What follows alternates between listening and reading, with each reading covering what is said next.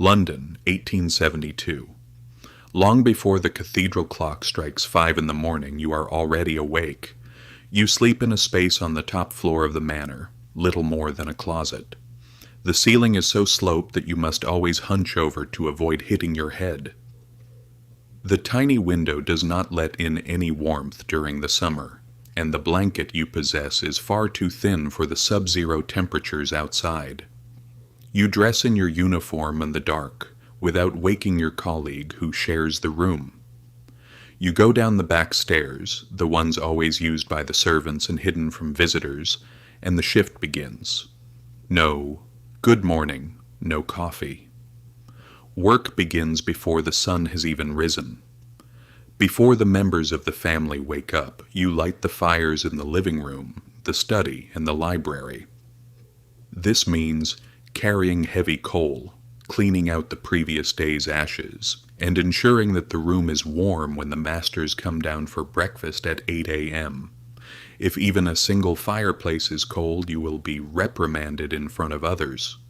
Not necessarily by shouting. What truly hurts is the silence of those Victorian-era women, who look at you as if you are invisible and at the same time the sole person responsible for everything that goes wrong. What was happening inside these grand manors of Victorian England? From the outside, with their stone walls, geometrically perfect gardens and shimmering horse-drawn carriages, they reflected the pinnacle of Western civilization.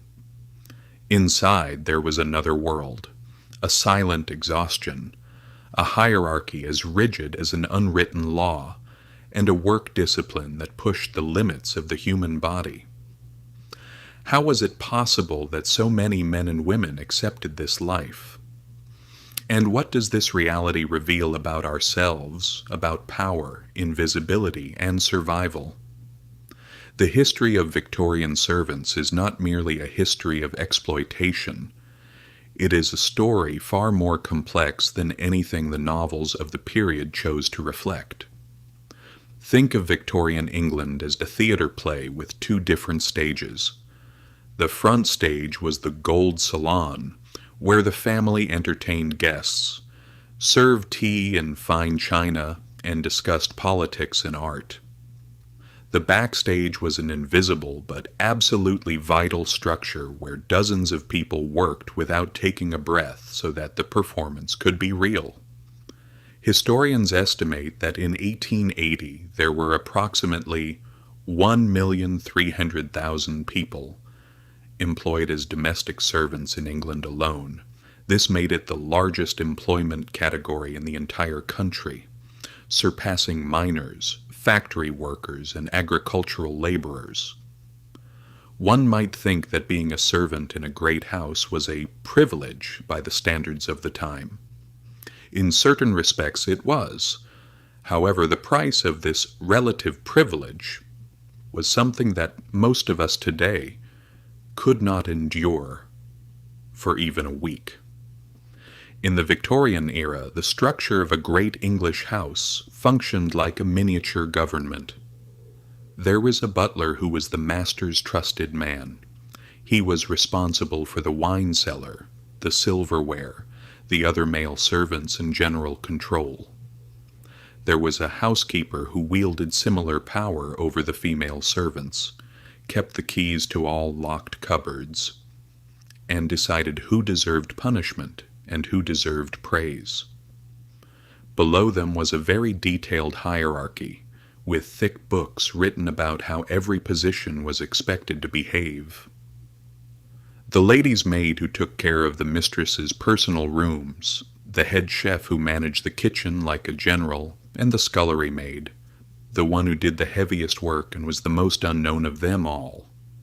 This obscurity was actually a skill that was explicitly demanded. In the etiquette guides of the era, such as the famous Mrs. Beeton's Book of Household Management published in 1861, there were direct instructions that servants should neither be seen nor heard while performing their duties. If a member of the family was in a room, you had to leave immediately. If you encountered a guest in the hallway, you had to turn your face to the wall and stand still until they had distant past. You exist to serve, but there is no question of your presence being acknowledged. Now imagine a full day within this structure. Not a special day, not a day with a party or important guests. Just an ordinary Tuesday in the middle of an English autumn. You wake up at 4:30 a.m. There is no alarm clock because the sound might wake someone. You learn to wake up at this hour anyway because the human body exposed to repetition eventually adopts the rhythm of morning rising. You go down the back stairs, light the fires, and clean the ashes. You polish the iron railings with a dark-colored product that stains your hands. You wash your hands in cold water because hot water is not yet available. Then you go upstairs, scrub the corridors, and beat the carpets. You arrange the ornaments on every table with millimetric precision, because the head housekeeper will inspect it, and she knows where every object was before. At 7:30 a.m., the family begins to wake up. Have you prepared the basins of hot water for their bath?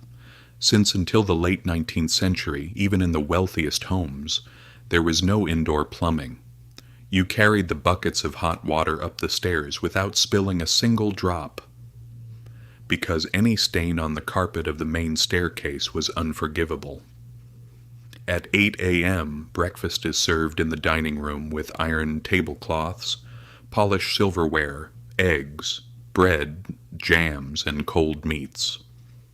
Everything is placed according to a specific order you memorized during your first days on the job. When the family eats, you do not. You wait. Servants ate their meals in the kitchen or the servants' hall at different times with different food. It didn't necessarily have to be bad. In fact, this is a detail that history has always distorted. In many large houses, servants had access to a reasonable amount of meat, bread, and vegetables. In most cases, the problem was not hunger, but time. You had 15 or perhaps 20 minutes to eat, and then you went back to work. The family's lunch required preparation that began hours earlier. The head chef managed the preparation of multiple dishes, and you were responsible for carrying, serving, clearing, and washing up. After lunch, everything used was cleaned.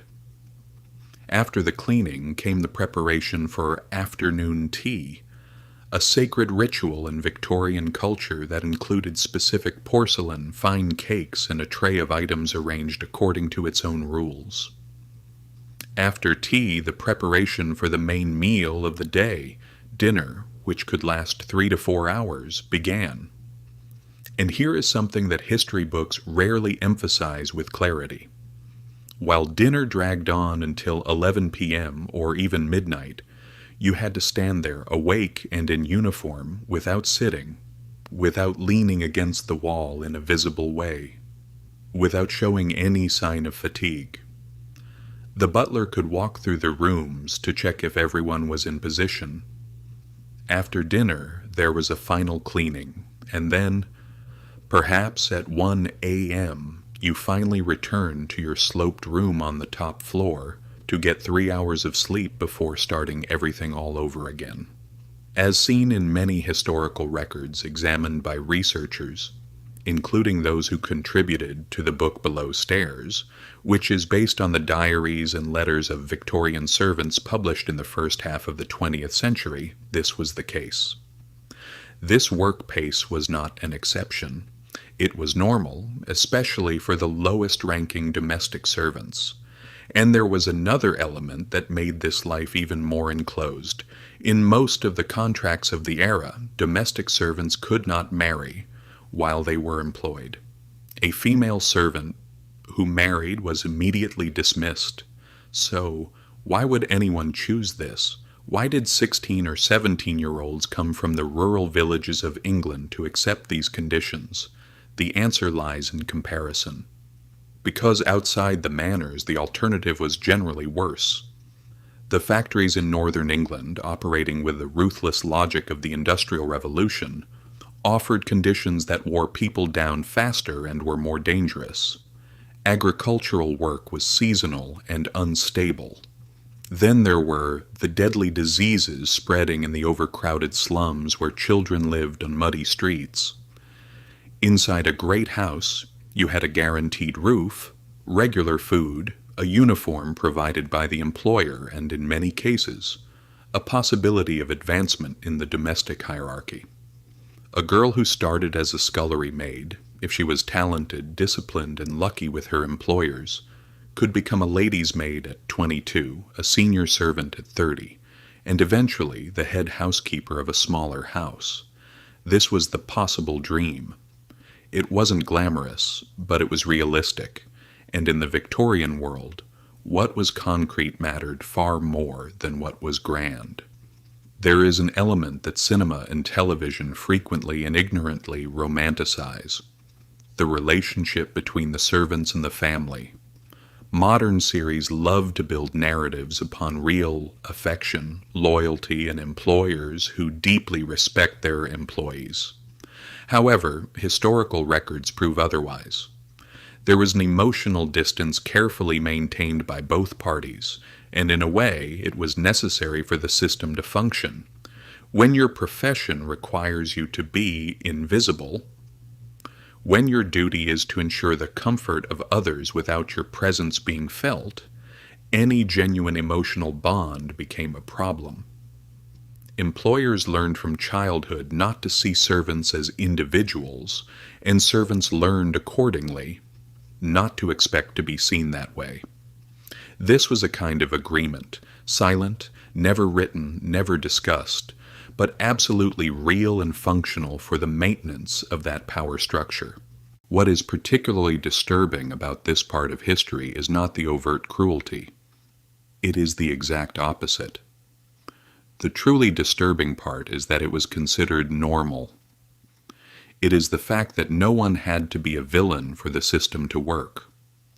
The employers were not the monsters of these dramas. The servants were not the martyrs of this tragedy. And then we come to the part of the story no one expected. In 1898, a young woman named Hannah Colwick wrote something in her diary that researchers only discovered decades later when her writings were finally examined systematically. Hannah had worked as a scullery maid in various great houses in London throughout her life, and had kept detailed records of her daily life for years. Not as an act of protest, not as a political manifesto, just because she needed to process the weight of what she had lived. What she described was not just fatigue. It was a kind of unique pride. She wrote about the fire she had built perfectly on an icy morning, about the silver she had polished until it reflected faces like a mirror, about the stairs she had scrubbed on her knees for 2 hours until they were spotless. Hannah was not an exception. Researchers who examined hundreds of diaries, letters, and statements of Victorian servants found that this pattern repeated itself with a frequency that would surprise even the most skeptical. Within a structure that deprived them of almost everything, these men and women were creating forms of self-determination, identity, and a sense of belonging. Cooks were developing their own recipes within the limits allowed by the house. Butlers were developing encyclopedic knowledge about wines that transformed into a hidden form of power. You could be working 20 hours a day for someone else and still create a small space that was your own. Domestic servants working in the great houses of England's elite had, albeit indirectly, access to a world of knowledge, habits, and techniques that were completely inaccessible to the vast majority of the population. They observed how the table was set for a banquet of 20 people. They learned the names of the wines served on every occasion. Unintentionally, they heard conversations about work, politics, and art. When many of them eventually left domestic service, they took with them a set of practical skills and cultural richness that clearly distinguished them from people who had never left the villages where they were born. In hotels and guest houses in the English countryside, There were former servants who applied everything they had learned about hospitality, cleanliness, and organization in the homes of the rich with precision. There were former chefs who were teachers of home economics in schools that began to emerge in the late 19th century. There were former butlers who found jobs as managers of gentlemen's clubs in London. Their refined knowledge of etiquette was exactly what was sought after. The system that exploited them had, indirectly, also educated them. There were women who had spent 40 years in the same house, who had aged in service and were dismissed without a pension, without sufficient references, and without close family, when they were no longer physically able to work. Because the isolation of domestic service had severed ties with the outside world. The hardship was real, and romanticizing it would be a fraud against the people who lived it. The collapse of this system began unexpectedly, not with a revolution or a law, but with a war. The World War that began in 1914 tore millions of young men from civilian life and sent them to the trenches of France and Belgium. Women who would have naturally entered domestic service were called to ammunition factories, field hospitals, and government offices. For the first time, they earned higher wages, fixed hours, free Sundays, and the possibility of returning home at night. When the war ended in 1918, the idea of returning to the sloped room on the top floor was no longer enticing. The great Victorian houses rapidly collapsed in the following years. Many were sold, demolished, or converted into hotels or public institutions. The class that relied on dozens of servants to maintain that lifestyle discovered that it was impossible without the structure of exploitation that supported it. And the class that provided those servants learned that there was a world beyond those stone walls. When you look at this story from today, what remains is something that goes far beyond 19th century England. And there is one more thing. The story of Hannah Cullwick and thousands of men and women like her reminds us of something deeply human. The capacity to build dignity within the conditions we do not choose is one of the most extraordinary forms of intelligence in existence. This is not submission. It is the silent refusal to let external conditions completely define who you are inside.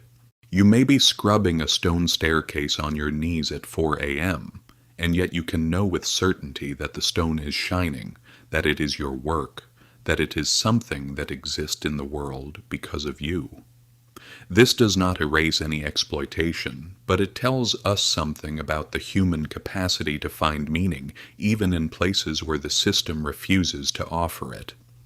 And perhaps when we look at those men and women who carried coal and polished silver while the world slept in those bygone eras, we can look more closely at the invisibles of our own time, who provide for the comfort of others without their presence being acknowledged as it should be, because every age has its own servants.